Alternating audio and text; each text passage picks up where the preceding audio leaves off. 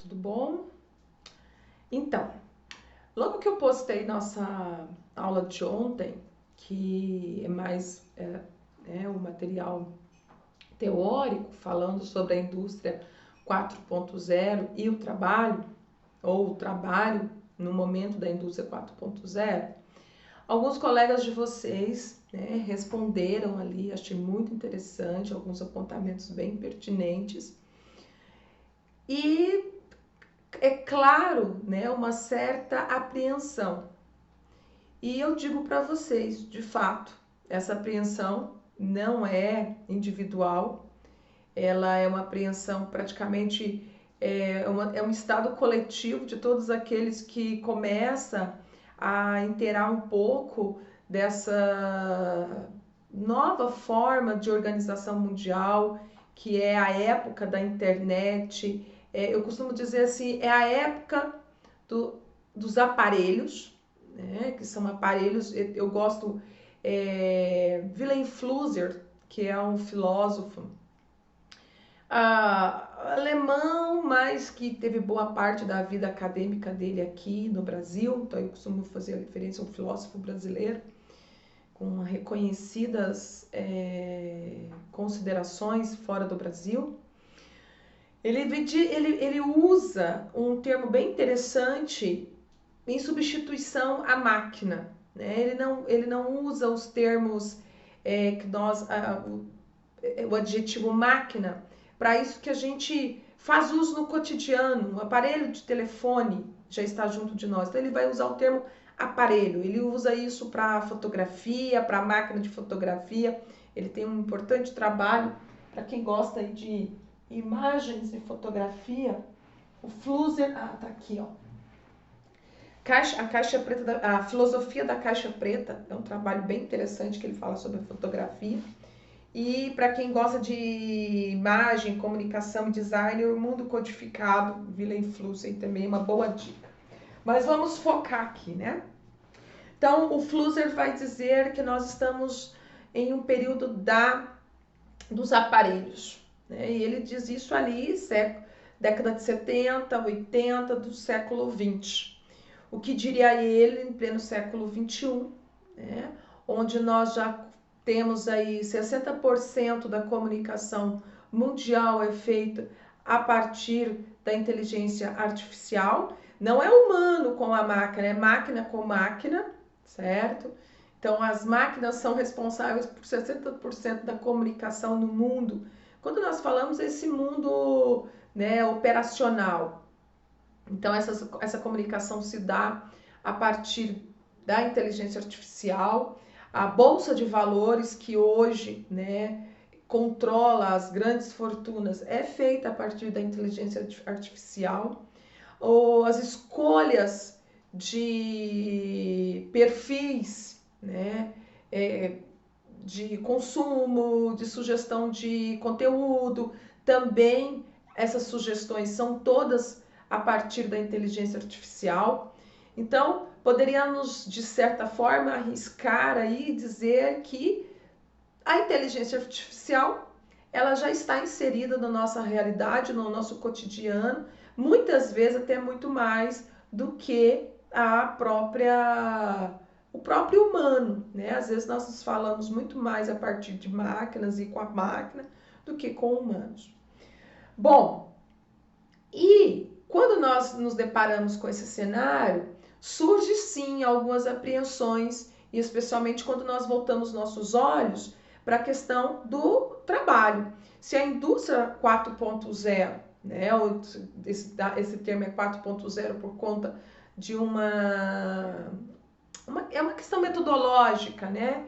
A evolução da industrialização, como estão as relações de trabalho?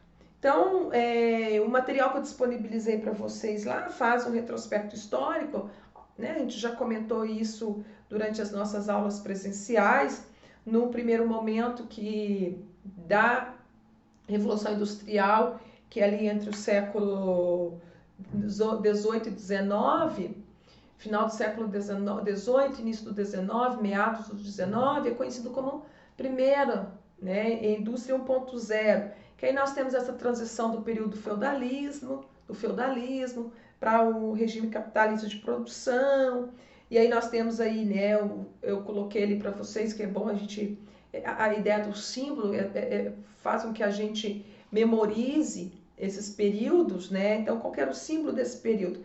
A máquina ao vapor, o tear mecânico, que vieram colaborar com as mudanças das relações de trabalho.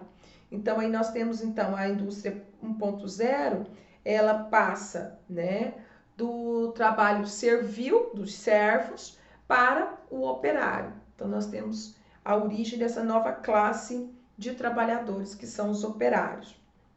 A segunda revolução aí, a indústria 2.0, vai de metade do século XIX até a metade do século XX, né?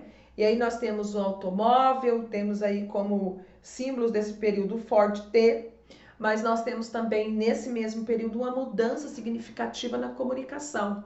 Nós temos aí o rádio, o telefone sem fio, o avanço, né, dos estudos e também do desenvolvimento das ondas, do conhecimento das ondas de transmissão. Então a comunicação tornou-se mais fácil, as pessoas se aproximaram mais de um conteúdo único de comunicação. Aí nós temos então as questões dos meios de comunicação, os jornais, conta-se a história, né, de que as notícias da Segunda Guerra Mundial, tanto as notícias quanto também até mesmo o engajamento, a comunicação exerceu um papel fundamental, certo?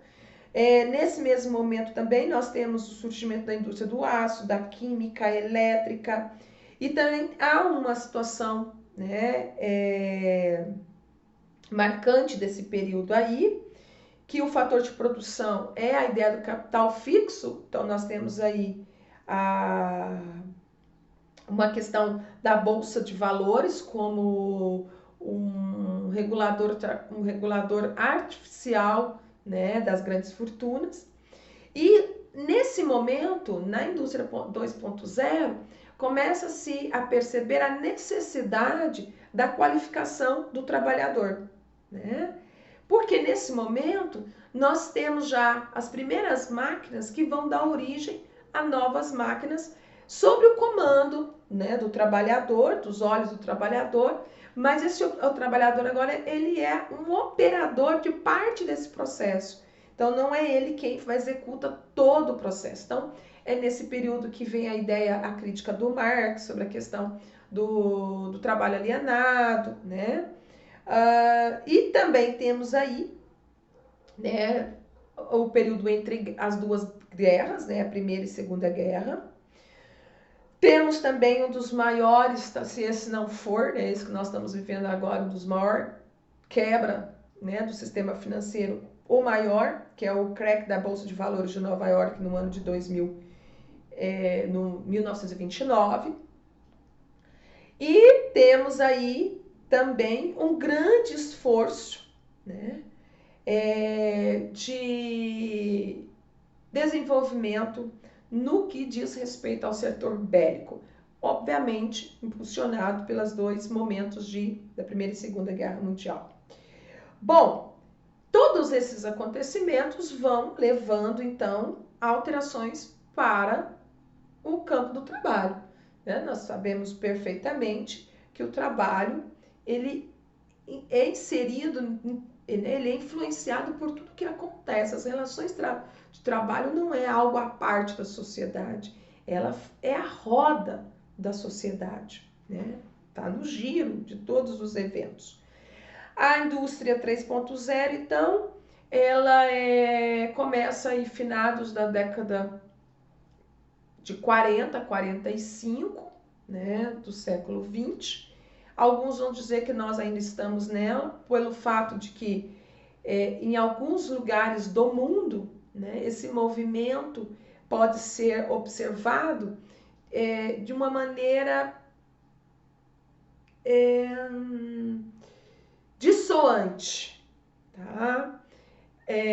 Talvez aqui nós começamos a observar que a tecnologia, o avanço tecnológico não chegou a todas as partes do mundo ao mesmo tempo. Então, ao mesmo tempo que nós temos lugares do mundo em que a tecnologia já se desenvolveu, né, essa indústria 3.0 já desenvolveu em tudo que poderia, nós temos alguns lugares do mundo que ainda está chegando ali, nós temos lugares do mundo, talvez esse seja o caso do Brasil, que está, né, no meio termo ainda. Então, quais são as marcas desse período aí?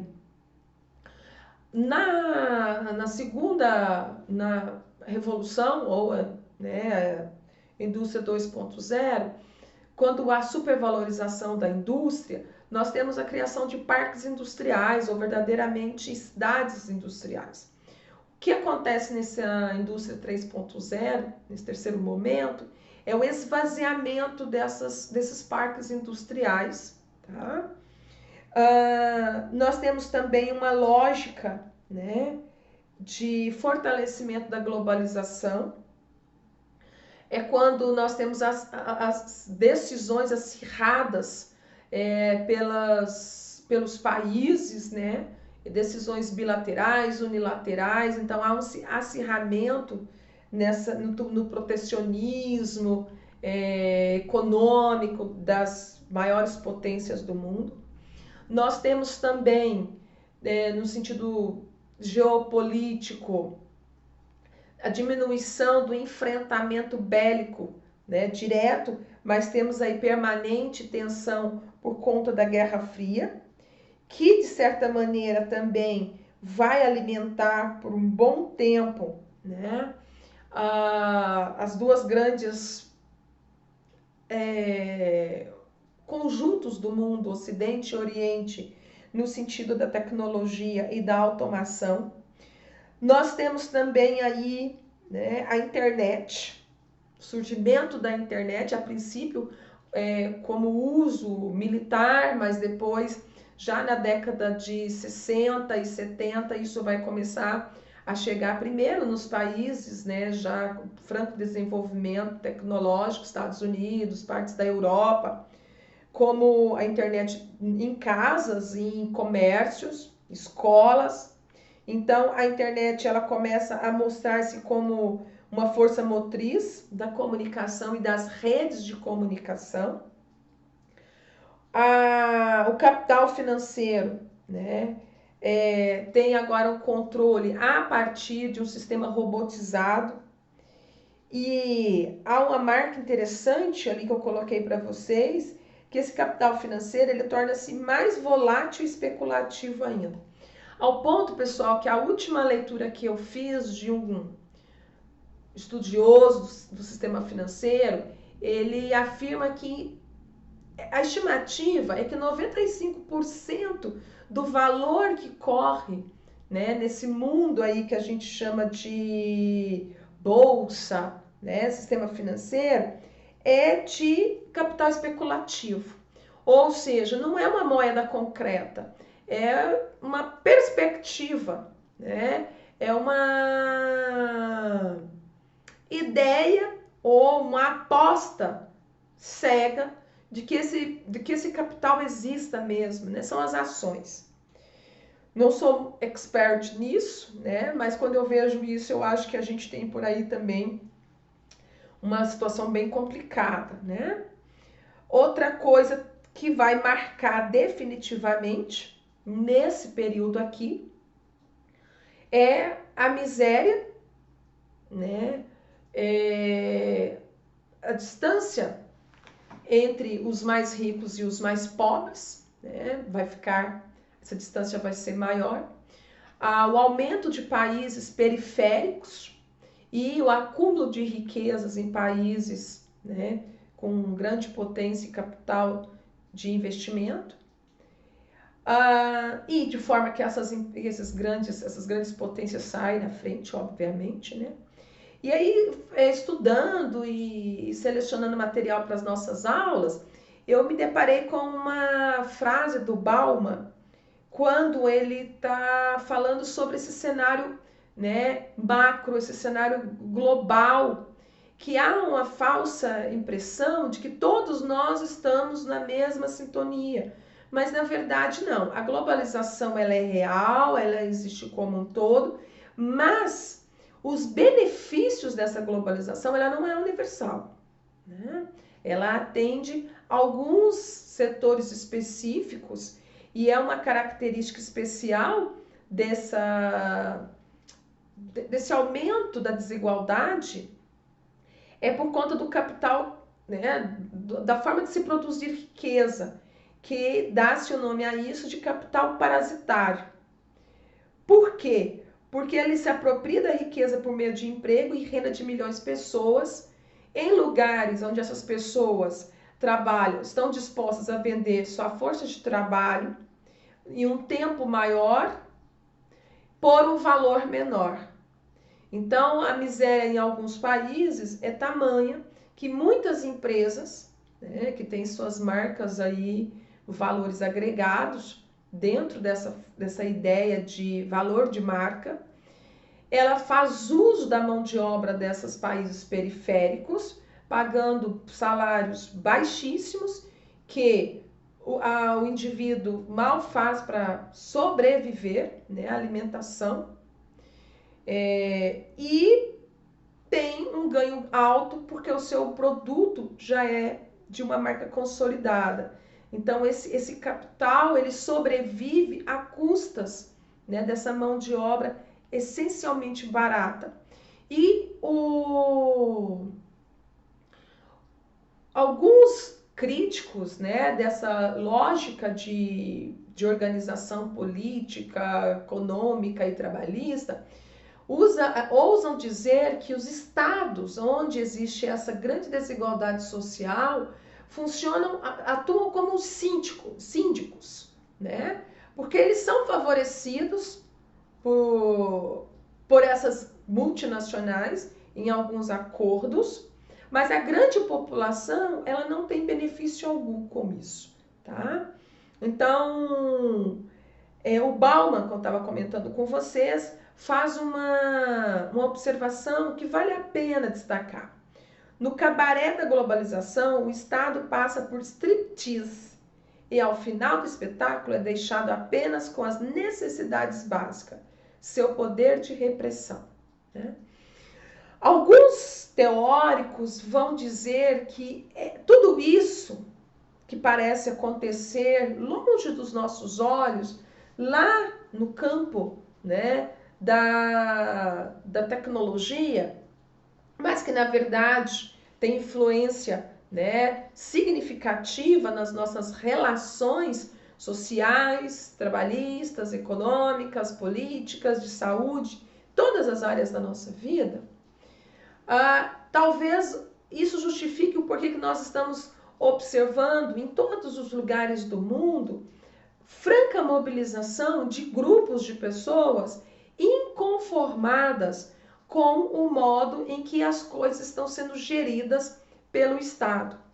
Alguns desses críticos vão dizer que isso promove um enfraquecimento do Estado, tá? E acontece então o que a gente poderia dizer uma fragilidade de todas as instituições que são responsáveis pela sustentação do Estado. Eu até coloquei aqui, se vocês observarem aqui atrás de mim, eu nunca tenho noção de dedo aqui. Não ria, a professora é meio tonga mesmo aqui. Esse livro, né, Como as Democracias Morrem, traz também algumas importantes considerações. É um livro interessante aí para quem gosta de conhecer um pouquinho sobre essas relações e os desdobramentos dessas questões que estão aí efervescendo no nosso cenário político brasileiro e também mundial, que não é só um privilégio do Brasil estar passando por tantas situações como agora. Enfim, a questão é que quando a gente observa tudo isso e nos vemos diante dessa indústria 4.0 e deparamos com as perspectivas e os desafios que ela nos traz frente à ideia de trabalho, é natural que a gente fique um tanto quanto, né, receosos. Mas aí, qual que é a posição? Vou me tornar uma pessoa completamente contrária à tecnologia, né? Pensar a tecnologia como algo apocalíptico que vai dar fim ao mundo, complicado, porque eu gosto muito de, já falei e vou repetir para vocês, né, daquela ideia de que a tecnologia não é algo não é algo fora de nós, é parte de nós, porque o homem é sujeito tecnológico. Se nós fizermos um recorte aqui lá para a filosofia e lembrarmos do método cartesiano, né, René Descartes, lá no século XVI, é quando acontece essa noção do homem-máquina.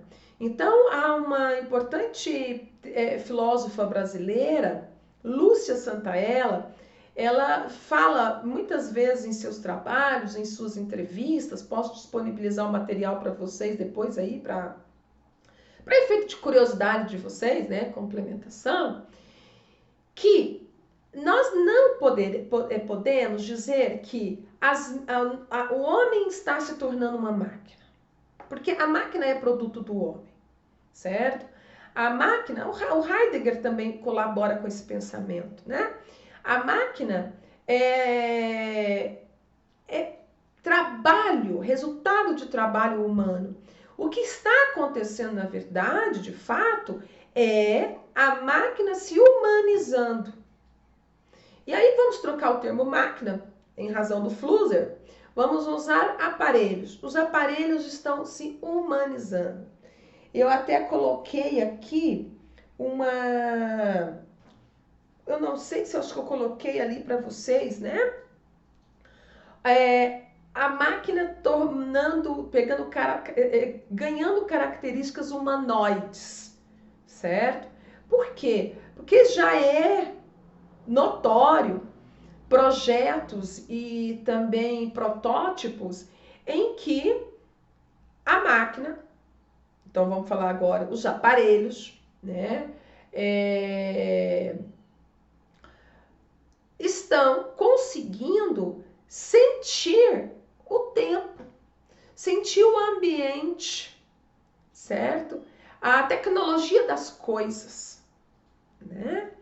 Então, as coisas conseguem comunicar entre elas. Por exemplo, um ambiente está cheio de pessoas, tem o ar condicionado. Há um software que consegue mensurar a temperatura do ambiente, a necessidade de alterar a temperatura para mais ou para menos, de acordo com a quantidade de pessoas que estão naquele ambiente, com a temperatura do momento. Então, isso é o quê? Inteligência artificial. É promovido por quem? Pelo homem, certo? Mas o homem agregou a isso uma certa sensibilidade. Nós vamos mais além. Existem protótipos, tá, de aparelhos para desenvolver ações específicas em hospitais capazes de substituir atribuições da equipe técnica de enfermagem. Então, vai lidar diretamente com o paciente. E ele é capaz de sensibilizar-se com o paciente, certo? Então, na verdade, nós estamos diante de um novo humano. Parece aterrador, né, quando pensa isso. Mas não é arriscado mais e nem é uma viagem, né, para fora de qualquer possibilidade, imaginar daqui 50, 60 anos, né, esses aparelhos desenvolvendo ações que dependem de tomada de decisões, certo? Claro, tomadas de decisões pré-programadas, mas que dependendo do grau de eficiência de determinados indivíduos humanos, esses aparelhos vão conseguir decidir melhor em função, né, de um cálculo de ações do que conforme for o indivíduo, né, que consiga calcular a questão do prejuízo e para si ou para o outro. Então, é sim, né, alarmante. Por isso que eu decidi fazer essa fala com vocês, que é muito mais uma fala propriamente, né, dita do que uma aula, porque é para que a gente interaja perceba o que está ao nosso redor e em que lugar nós estamos, porque nós somos os trabalhadores desse momento de mudança, certo? Nós somos os trabalhadores da indústria 4.40 ou 4.0, certo? Bom, e aí, lendo, né, eu percebi que já existe um conceito para isso que alguns alunos manifestaram. Esse sentimento assim, meio de insegurança, medo líquido. E o grande desafio, de acordo com alguns pensadores, né, economistas, filósofos, sociólogos e até o pessoal que trabalha nessa área do desenvolvimento de inteligência artificial, que é uma gama de profissionais, dizem que o maior problema, ou talvez o maior desafio, é que para esse medo, que é líquido, porque ele vem ao mesmo tempo, também a gente se conforma, porque eu tenho medo do que esses instrumentos, do que esses aparelhos possam significar para mim, para a minha sociedade, no mercado de trabalho, mas ao mesmo tempo eu gosto desse conforto. Então é o medo do líquido, porque é aquela ideia do morde e assopra, né? Ele me custa algo, mas ele me fornece algo que eu gosto.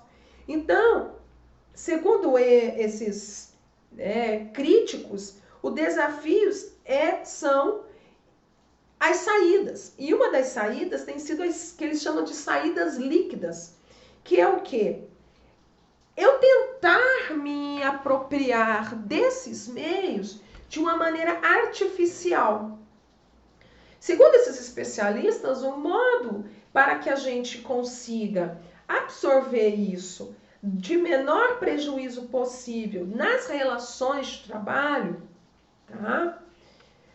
É não utilizar esses recursos apenas como uso, como modo artificial, tá? Superficial também. É importante que nós envolvamos na produção disso, na confecção, no engenho disso. E para isso, pessoal, o desafio é muito maior, porque o desafio perpassa pela escola. Não digo para vocês pela universidade, mas pela escola básica, pela educação, né? Eu já discuti isso com vocês e reforço isso. A gente precisa trazer essa discussão para dentro da sala de aula, para dentro do lugar que nós frequentamos, certo? Porque senão corremos um sério risco de continuarmos, eu vou falar continuarmos, não é nem sermos lançados na periferia da era digital, mas de continuarmos na periferia da era digital. Porque, infelizmente, quando nós começamos a ter noções de tantas as coisas que está sendo produzida, projetadas, experimentadas, nós percebemos que o nosso país caminha, não é nem a passos lentos, está definitivamente parado, estagnado em relação a isso. Então a gente precisa tomar medidas sérias sobre isso. Então, para que a gente não entre dentro desse processo aí de uma maneira fluida, fiquemos perdidos. Então, a saída para isso é formação,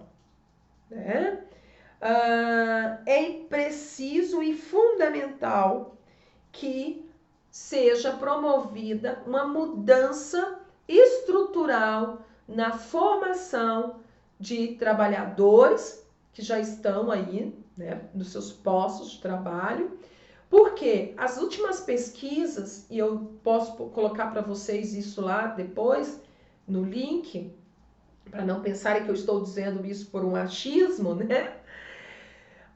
diz respeito que até mesmo os profissionais que recém saíram da universidade, isso data de 5, 6 anos, já que não procuraram se especializar por conta própria, tá? Para interagir com todas essas informações que nós temos agora, já estão desatualizados. Quando se diz respeito, né? Quando diz respeito à questão de tecnologia, já são analfabetos funcionais. Agora, percebam, né, quando nós estamos num país em que é um número muito pequeno de pessoas que conseguem concluir o ensino médio, outro número menor ainda o técnico, outro número menor ainda o ensino superior. E são esses que já estão em defasagem com a interação com os meios tecnológicos e para aqueles, né, que já estão em defasagem no sentido tradicional da educação. Então, nós vemos aí um colapso educacional frente a tudo isso que pode apresentar para nós. Bom, para fechar e não ficar muito demorado, né? Eu vou contar para vocês aqui um experimento só para demarcar o nosso assunto da próxima aula, né, que é continuação, que ficou conhecido como Cynthia. Cynthia com S, tá? Há anos, os cientistas, pesquisadores de biologia sintética, conseguiram, por meio de interações químicas de elementos químicos, produzir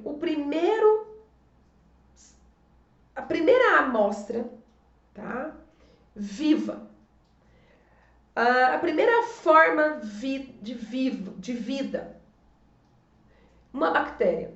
Ela é uma bactéria sintética e recebeu esse nome de Cynthia. A empresa é Synthetic Genomics, né?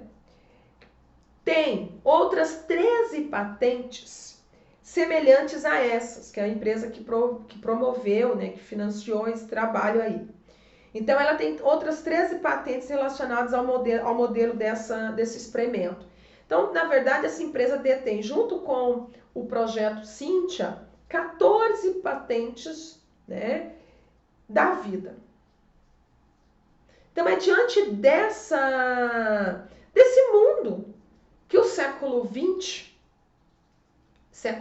se encerrou e o século XXI se inicia, né? Em que nós temos a franca discussão entre a vida, tal como nós a conhecemos agora, tá, ontologicamente, na qual até agora nós acreditamos ser necessário a presença de algo extraordinário para que ela exista, e a vida promovida, estruturada em laboratório. Poderíamos chamar isso de vida artificial? Por hora, talvez possamos fazer essa distinção, né? E como, então, pensar o mercado de trabalho diante disso? Como pensar as relações de trabalho mediante eventos extraordinários como esse? Mesmo que a gente tenha que esse nosso sentimento de estranhamento faça nós, né, nos sentirmos impelidos a um passo atrás, nós não vamos fazer isso mais. A humanidade já não vai fazer isso mais, né? Está tudo posto aí, é daqui para frente. Nos Estados Unidos também há um outro projeto que fica conhecido como Singularidade, é um projeto relacionado às pessoas ali que vivem naquele Vale do Silício, né, as grandes mentes. Eles chegam a afirmar que nos anos 70, 2070, a singularidade, que é o nome dado para uma forma de inteligência artificial, vai mudar toda a forma de pensar as relações humanas, entre humanos e humanos com o mundo. Irá mudar o mundo. Será uma explosão de inteligência. De que maneira? Máquinas superinteligentes concebendo máquinas mais inteligentes, de uma geração após a outra. Só para vocês terem ideia, pessoal, o Mark Zuckerberg, que é o cara lá do Facebook, ele tem um projeto audacioso. Mas só para ter ideia, hoje nós temos, no ano de 2021, 2 milhões de pessoas no mundo que já vivem fazendo uso, né, dos recursos de inteligência artificial.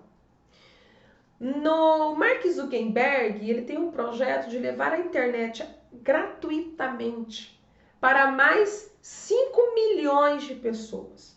Ou seja, dobrar esse número que nós já temos e acrescentar mais 1 milhão. Como será então?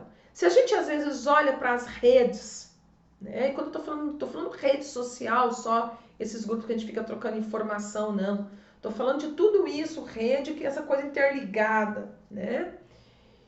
E às vezes nos colocamos, nos vemos meio atordoados. São só 2 milhões de habitantes no planeta que estão nessa rede. Zuckerberg quer trazer mais 5 milhões, então seremos 7 milhões. Isso é projeto a curto prazo, de 4, 5 anos. Como será então? E não tem como nós pensarmos que tudo isso vai acontecer à nossa volta e as profissões, as relações de trabalho, a lógica do trabalho, a dinâmica de produção de materiais, de vendas, né? De vendas de serviços, vai continuar a mesma.